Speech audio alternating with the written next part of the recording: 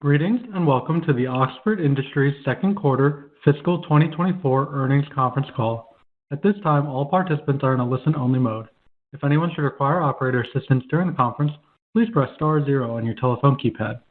A brief question and answer session will follow the formal presentation. As a reminder, this call is being recorded. I would now like to turn the call over to Brian Smith. Thank you, Brian. You may begin. Thank you and good afternoon. Before we begin, I would like to remind participants that certain statements made on today's call and in the Q&A session may constitute forward-looking statements within the meaning of the federal securities laws. Forward-looking statements are not guarantees, and actual results may differ materially from those expressed or implied in the forward-looking statements. Important factors that could cause our actual results of operations or our financial condition to differ are discussed in our press release issued earlier today and in documents filed by us with the SEC, including the risk factors contained in our Form 10-K. We undertake no duty to update any forward-looking statements. During this call, we will be discussing certain non-GAAP financial measures. You will find a reconciliation of non-GAAP to GAAP financial measures in our press release issued earlier today, which is posted under our Investor Relations tab of our website at oxfordinc.com. And I'd like to introduce today's call participants. With me today are Tom Chubb, Chairman and CEO, and Scott Grassmyer, CFO and COO. Thank you for your attention, and now I'd like to turn the call over to Tom Chubb. Good afternoon, and thank you for joining us. I'm going to start with an update on the execution of our plan for the second quarter of fiscal 2024 and our current expectations for the balance of the year. During the second quarter, we continued to make excellent progress on long-term strategic goals, but fell short of delivering on our near-term financial targets.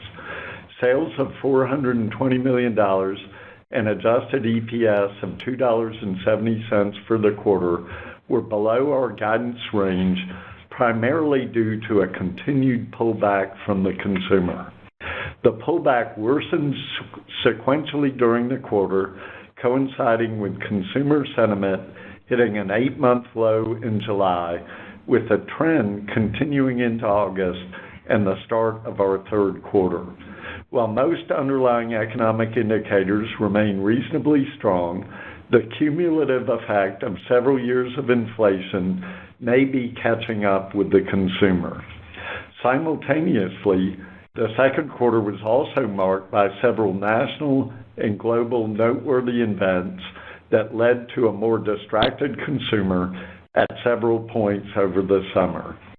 Certain factors that we may believe may have amplified these headwinds with respect to our particular business include, first, our focus on affluent 45 and up customers who tend to be more headline and market sensitive.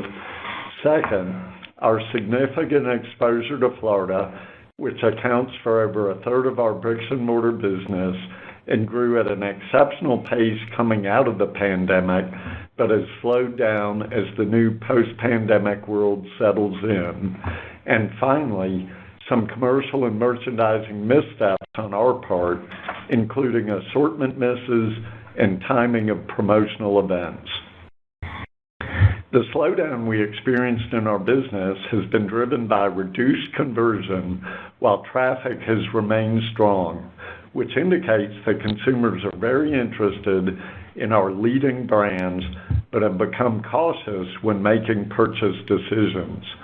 Looking across the marketplace, the two areas where the consumer continues to respond positively are newness and value. During the quarter, we saw a strong full-price response to fashion and new and differentiated products, while interest in core styles was more muted. The consumer also responded to value in the quarter, with a higher proportion of sales during the quarter occurring during promotional events and at our outlet stores than in last year's second quarter. The greater proportion of off-price selling put pressure on gross margin versus our expectation, which along with lower than anticipated sales resulted in operating margin, operating profit, and ultimately EPS that were below our plan. Importantly, our balance sheet remains strong. Inventories were down on a year-over-year basis to end the quarter, while strong cash flows allowed us to continue investing in the future of our business, including investing in our store pipeline and Lyons, Georgia distribution center project, which Scott will detail shortly, pay off our debt, and return cash directly to shareholders through our quarterly dividend. For the balance of the year, we expect to continue to see a more cautious consumer, and accordingly, we have reduced our forecast for the year. Our playbook for achieving forecasted results will be, as always, to protect the strength and integrity of our brands for the long term by avoiding brand-damaging, short-sighted reactions to current market conditions. At the same time, we will create excitement and enthusiasm for our brands via some specific initiatives in the second half. These include new collections, such as our Tommy Bahama Indigo Palms collection of denim and denim-friendly products, which launched early in the third quarter.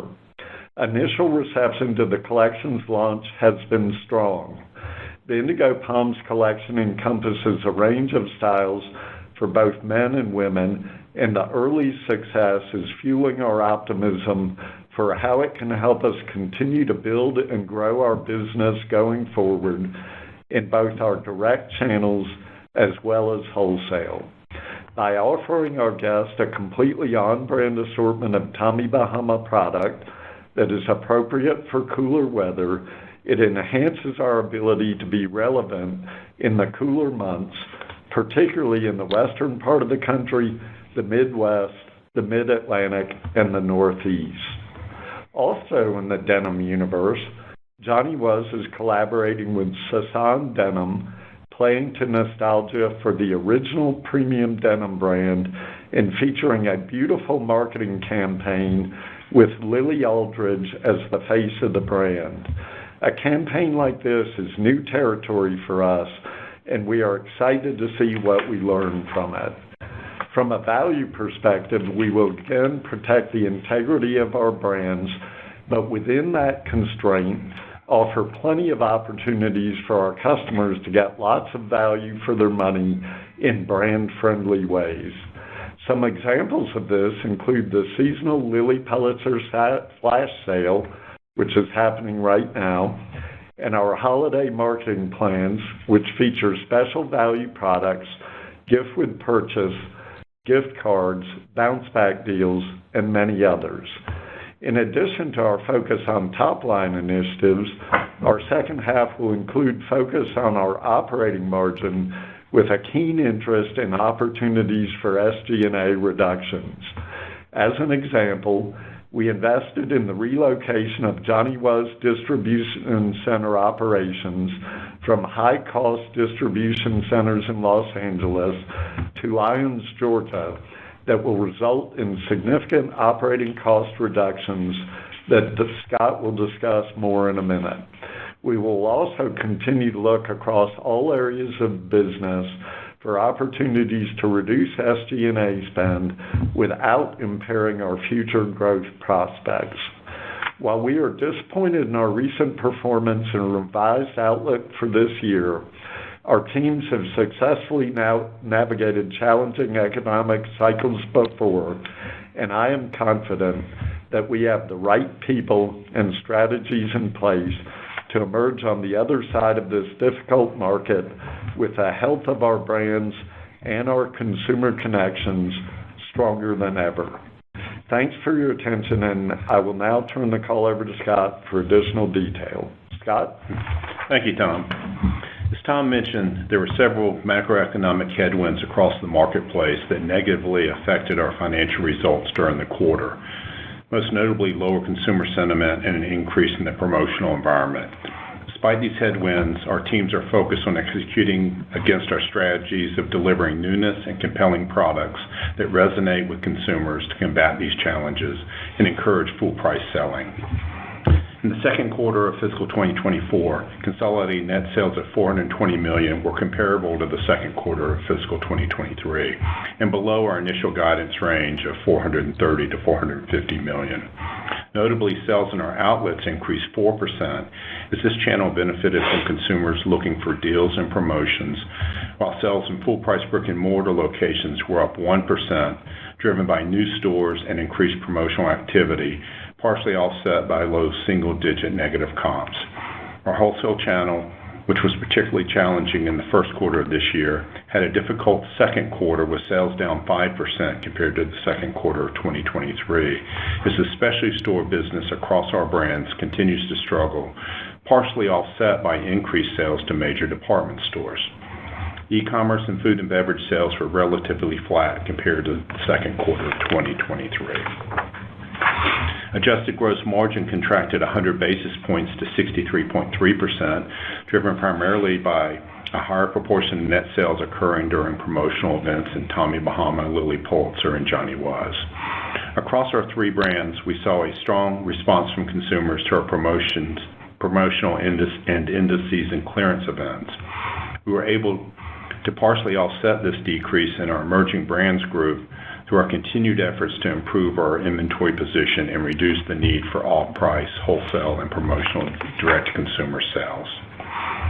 Adjusted SG&A expenses increased 5.7% to $213 million compared to $202 million last year. During the second quarter of fiscal 2024, we incurred higher expenses related to recent and ongoing investments in our business, primarily from the addition of 30 new brick-and-mortar locations opened since the second quarter of last year, and the addition of Jack Rogers brand acquired in the fourth quarter of 2023. We also have incurred costs on some of the approximately 15 net new brick-and-mortar locations, including 4 Marlin Bar locations that we expect to open in the second half of the fiscal year. Additionally, we incurred approximately $1 million of expenses, which were omitted from adjusted SG&A, associated with the relocation of Johnny Was' distribution center operations from Los Angeles to Georgia. We expect to incur an additional $1 million of charges related to the relocation in the second half of the year, but are projecting this move to save Johnny Was approximately $4 million in operating costs per year, with the potential for additional savings.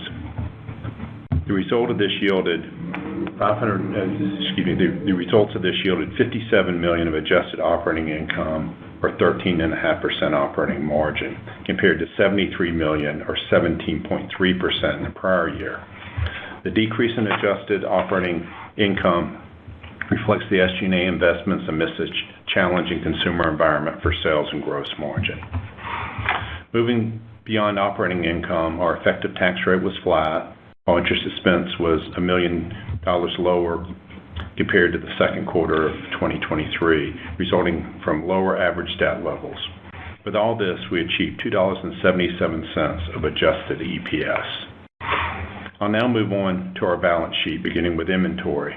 During the second quarter of fiscal 2024, we were able to decrease inventory by 6%, or $13 million year over year on a FIFO basis. The decrease in inventories resulted from our continued inventory discipline across our portfolio. We were also able to repay our remaining outstanding debt and ended the quarter in an $18 million cash position.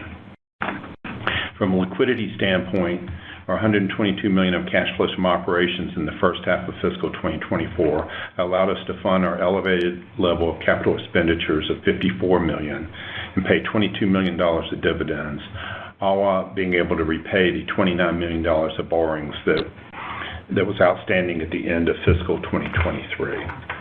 I'll now spend some time on our outlook for 2024. We finished the second quarter fiscal 24 with negative comps of 1%, which was lower than our previous forecast of mid-single-digit positive comps for the quarter. Similar to the results we saw in the second quarter, comp sales figures in the third quarter to date are negative. We believe the negative comp trend will continue and result in negative comps in the low to mid-single-digit range for the remainder of the year, on top of similar comps in the prior year.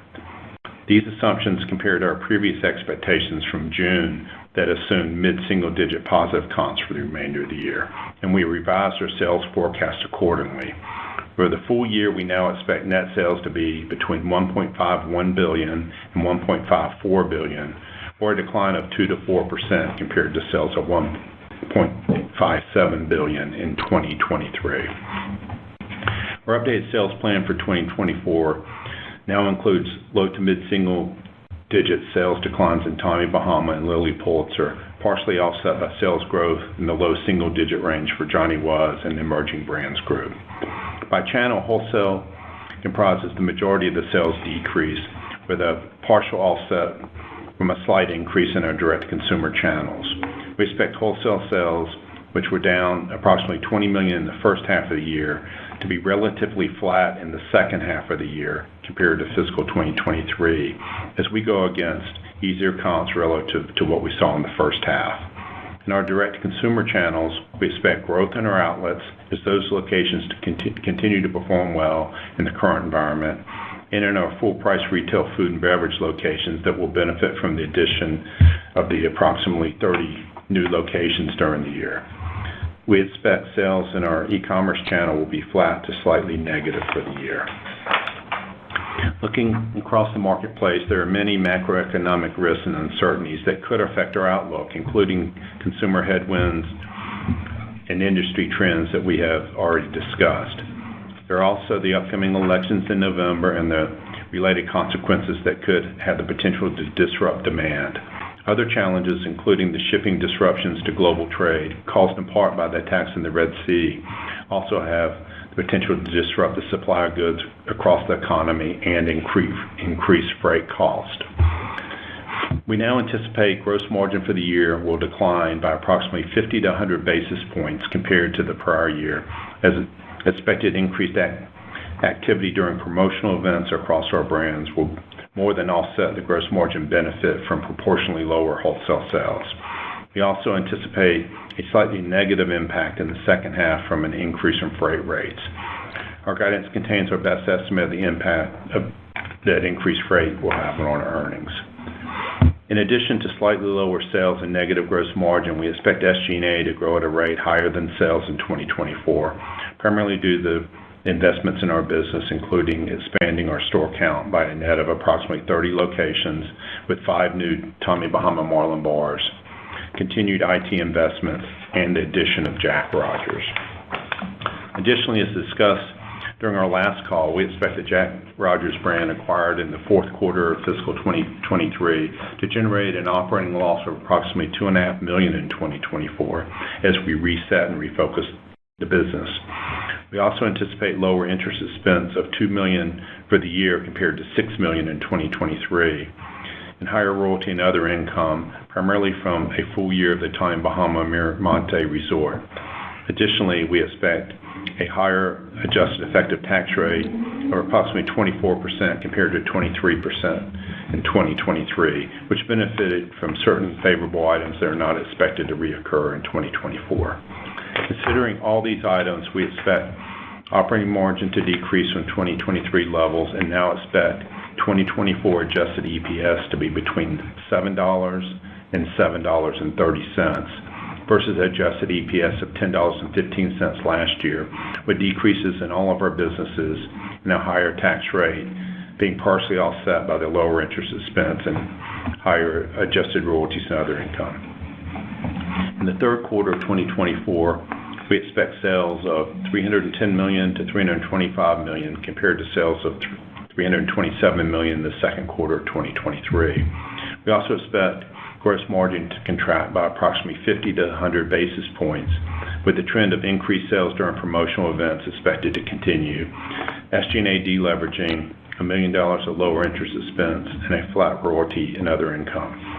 We expect this to result in third quarter adjusted EPS between 0 and 20 cents compared to $1.01 in the third quarter of 2023. Given our fixed cost structure and the seasonality of our business, the third quarter is typically the smallest of the year from a sales and EPS perspective and will be further impacted in 2024 by heavy pre-opening costs for new stores and Marlin bars. Expanding on the investments we're making in 2024, I'd like to briefly discuss our updated CapEx outlook for the remainder of the year. Due to refined cash flow timing projections for our Lyons, Georgia distribution center project and adjustments to other capital projects, capital expenditures in fiscal 2024 have been moderated and are now expected to be approximately $150 million, including $54 million incurred during the first half of the year, compared to $74 million in fiscal 2023, with approximately $75 million related to the significant multi-year project to build a new distribution center in Lyons, Georgia, that will enhance the direct-to-consumer throughput capabilities of our brands. The remaining capital expenditures relate to the execution of our pipeline of Marlin Bars, increases in store count across Tommy Bahama, Lilly Pulitzer, Johnny Was, Southern Tide, and the Beaufort Bonnet Company, and increased investment in our various direct-to-consumer technology systems initiatives. We expect this elevated capital expenditure level to moderate in 2025 and further moderate in 2026 and beyond after the completion of the Lyons, Georgia project. We also have a positive outlook on our cash and liquidity position as well.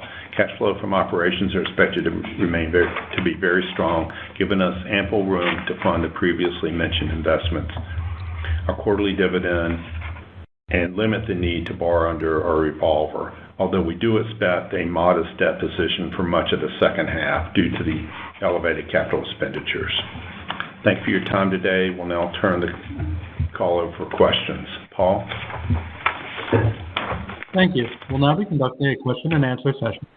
If you would like to ask a question, please press star 1 on your telephone keypad.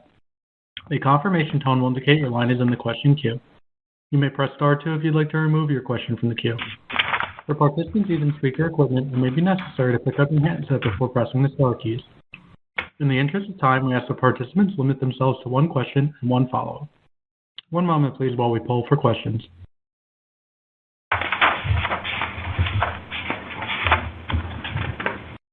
Thank you. Our first question is from Ashley Owens with KeyBanc Capital Markets.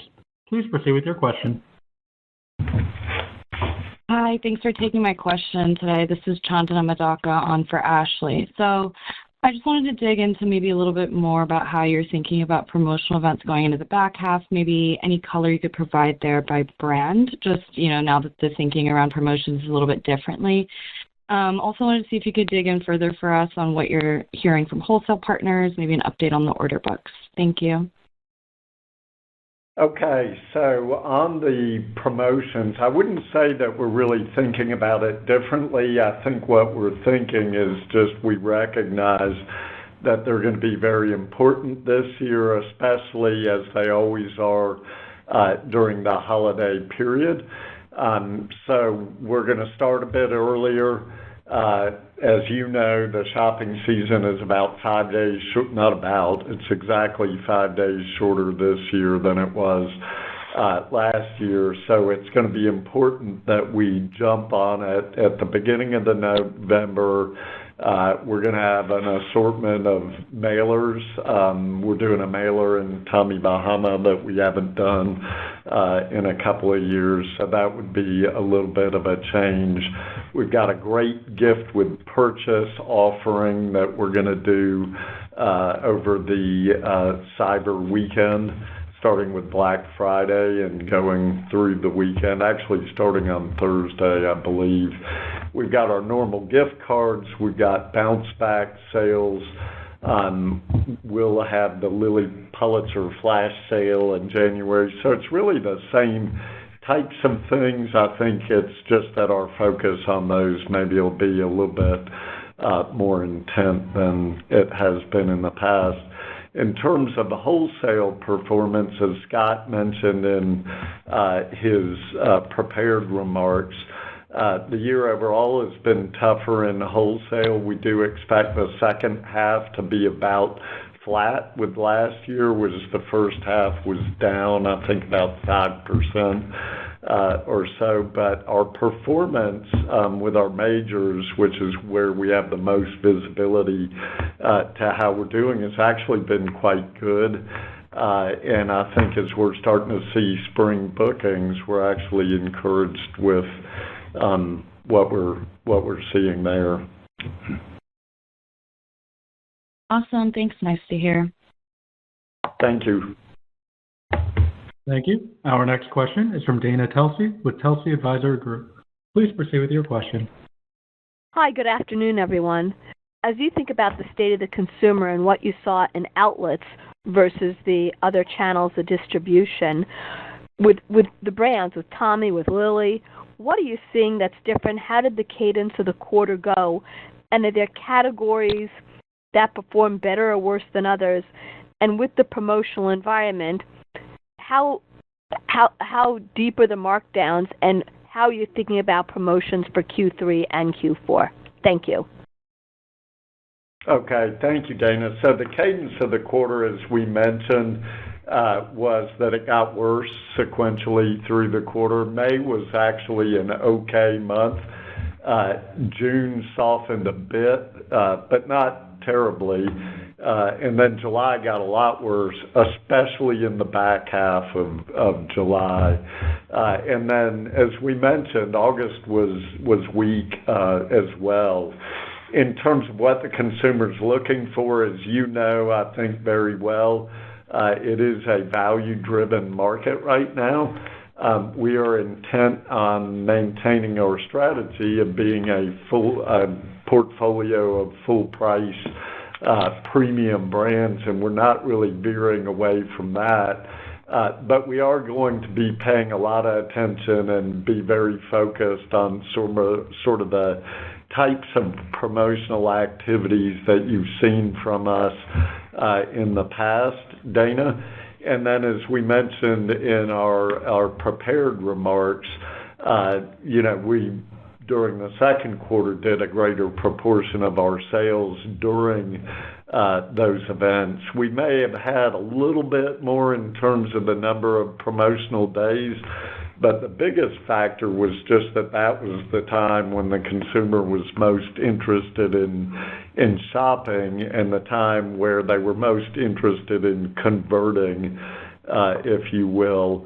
I would say that the discounts were also a little bit steeper during the second quarter. And I think it's reasonable to expect that we're going to see a similar pattern in the third and fourth quarter. And that is what we built into our guidance. And Scott, you may want to reiterate and elaborate on our guidance a bit. Yeah, as we mentioned in the call, we have moderated the comps where we were expecting positive comps in our earlier guidance, and we moderated them down to kind of the low to mid single digit range. And it's just basically what we've been seeing, recently in the state of the consumer. We just thought it was prudent to do that. And we do have the shorter period between Thanksgiving and Christmas, and we do think it's going to be a promotional period. And we're going to try to do similar type events, but as we found in the second quarter, we tended to have a little bit more inventory to fuel those events than we might have last year, which did erode gross margin a little bit. And then, Dana, in terms of products, I would say, anything that's truly new, truly innovated, truly differentiated are the products that are most likely to get the consumer's attention. And then just broadly, I would say that the more casual categories, the athleisure type product, swim has been slower. Those types of things have been slower. Dresses have really been strong across the portfolio, and more the dressier end of the spectrum, I would say, the more presentable end of the spectrum, I think, is where we've seen the relative strength in general. And then just picking apart freight costs, how are you thinking about the puts and takes on margins?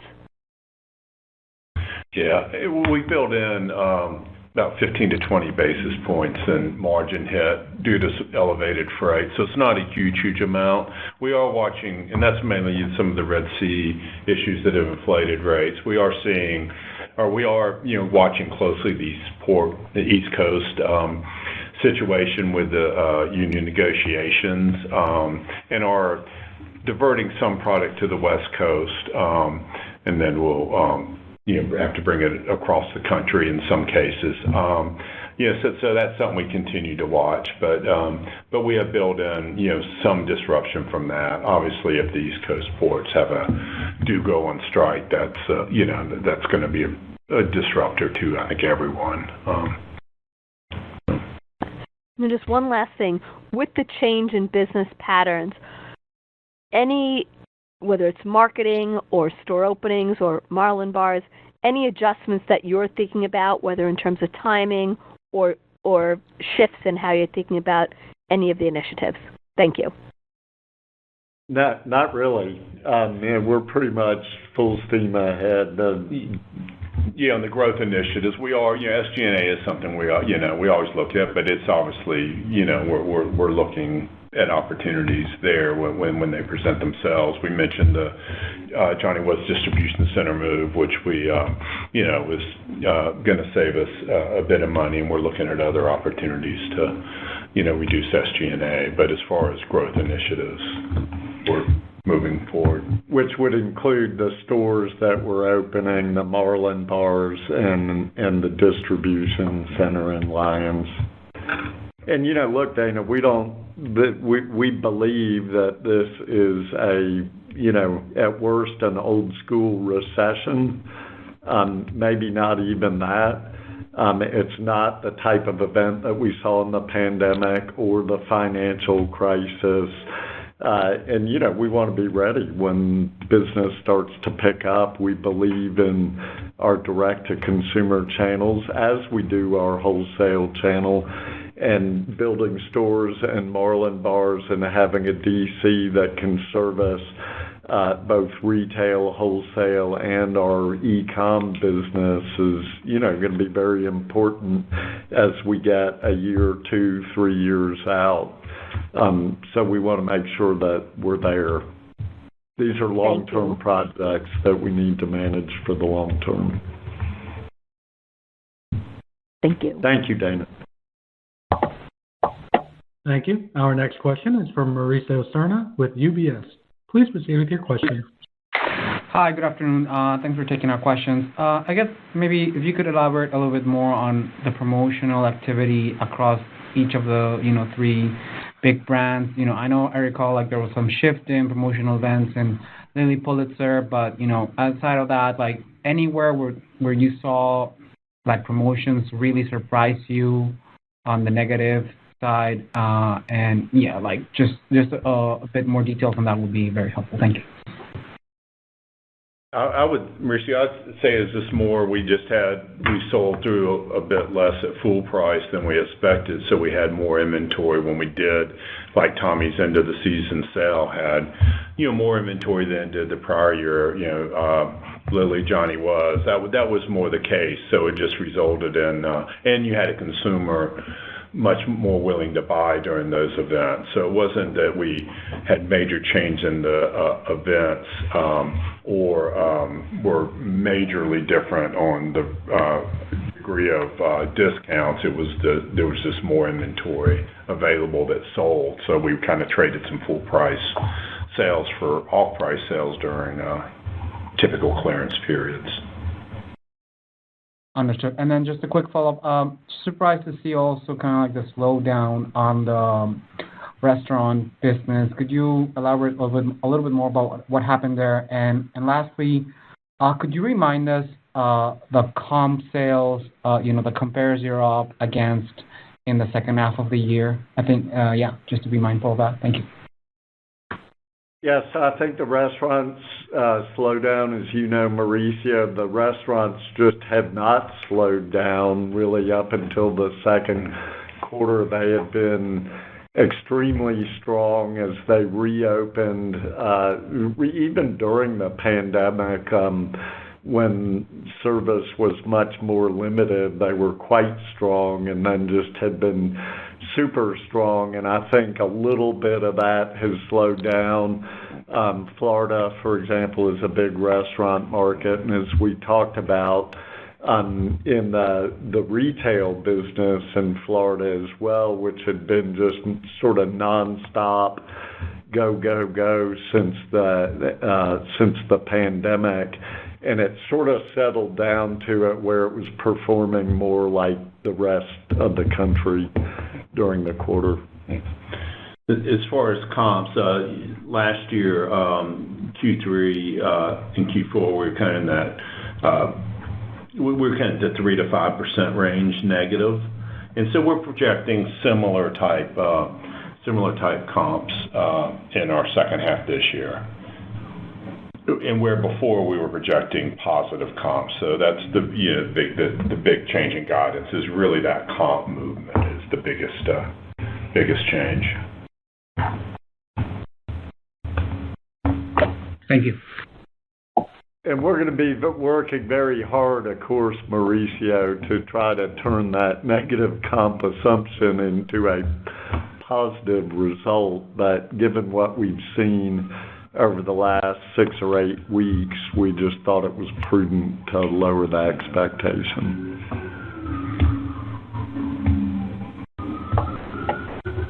Thank you. Our next question is from Janine Stichter with BTIG. Please proceed with your question. Hi, thanks for taking my question. So, to start out, on the consumer, you went through a whole host of factors that might have contributed to the slowdown. I think you talked about distraction and inflation and some merchandising missteps. Maybe just help us rank order, in your opinion, which are the most meaningful in terms of the change you've seen in the top line trend.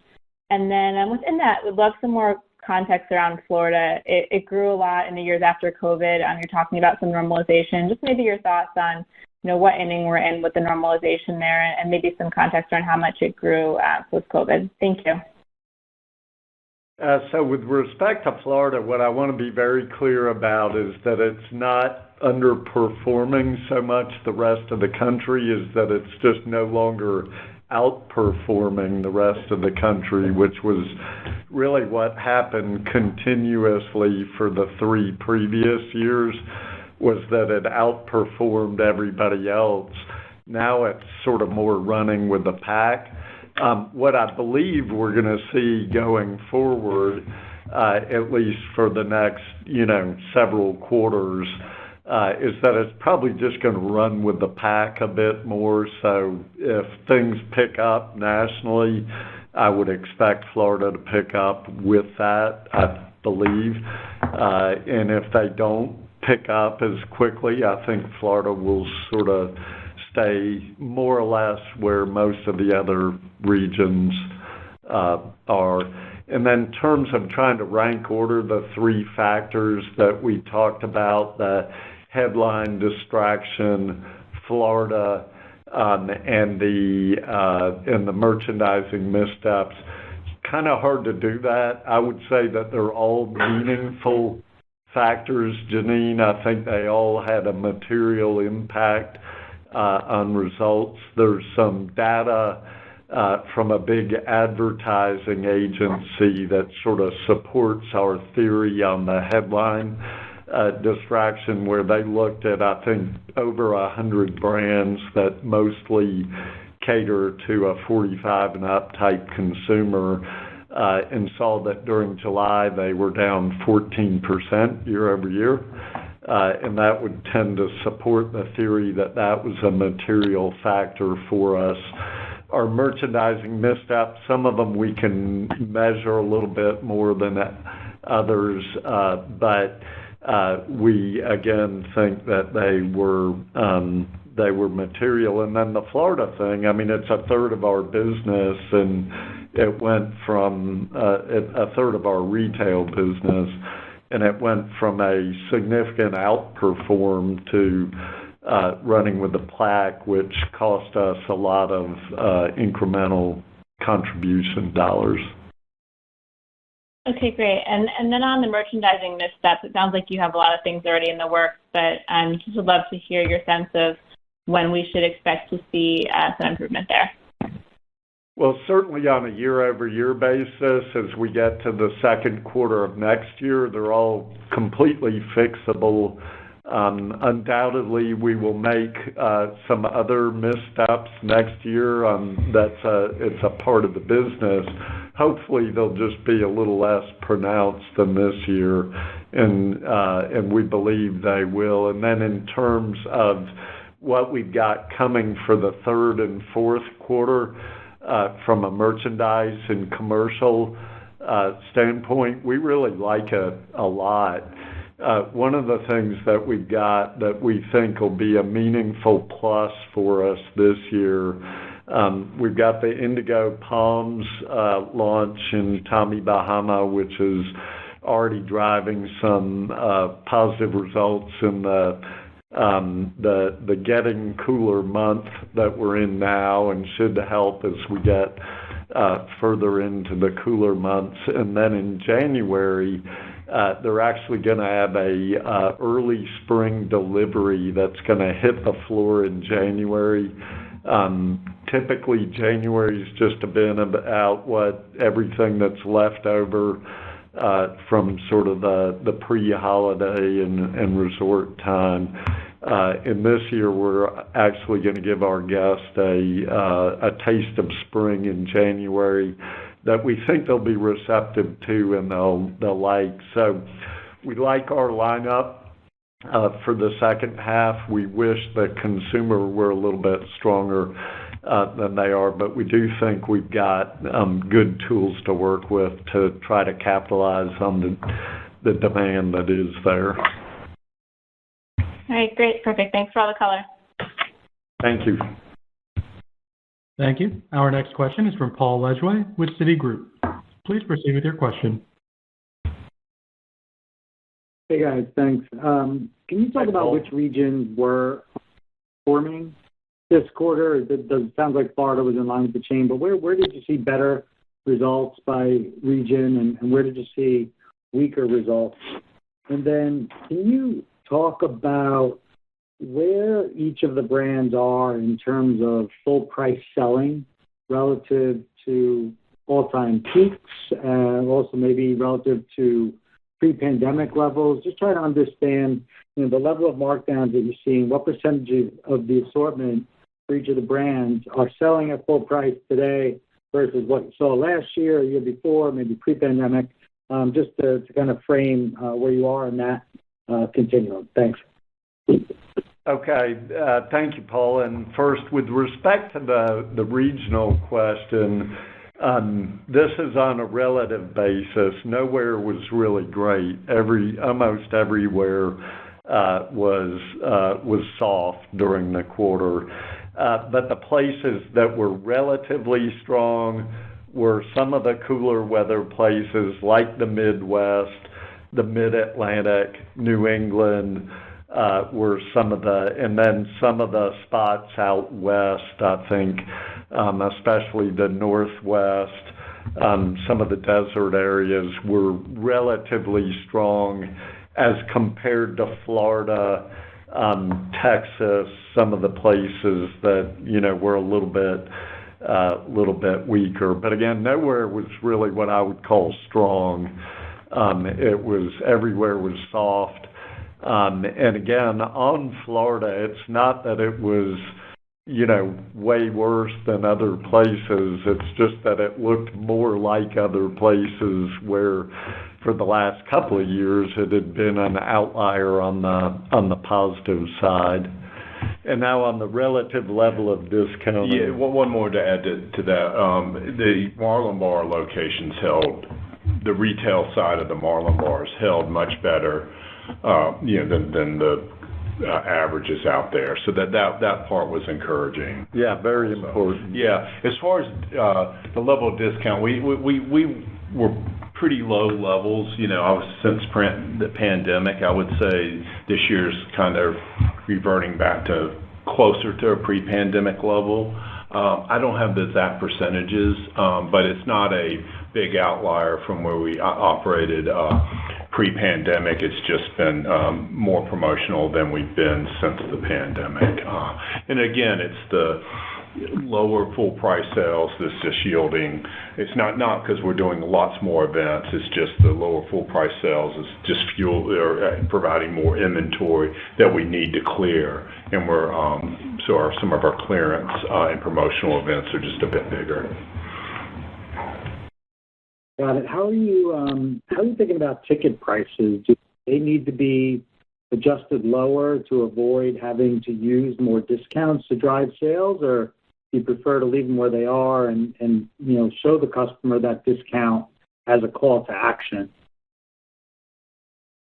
I think that we want to, we don't want to, reprice existing product or, the same style if it goes forward. There's a little bit of an opportunity to adjust the AUR by buying more heavily into some of our lower price point offerings in future seasons, and I think we will do a little bit of that.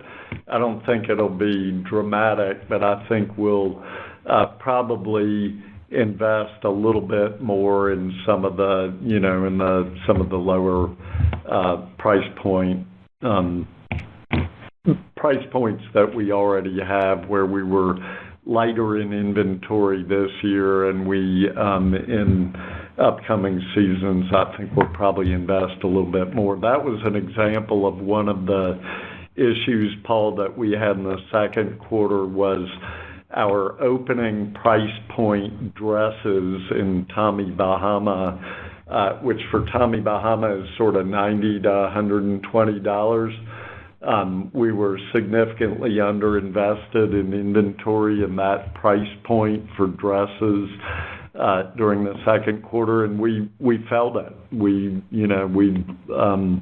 I think lost some revenue as a result of that, and so when we get to next spring, I think you'll see us more heavily invested. So again, not so much changing the prices on existing product, but we do have some ability to, to tweak the AUR just by the mix of price points that we're offering. Thank you. Good luck. Thank you, Paul.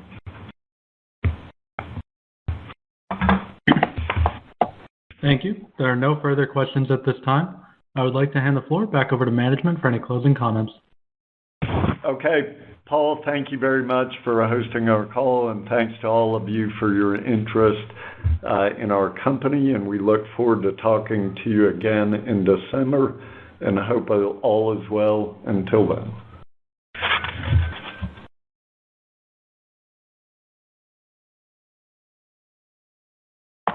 This concludes today's conference. You may disconnect your lines at this time. Thank you for your participation.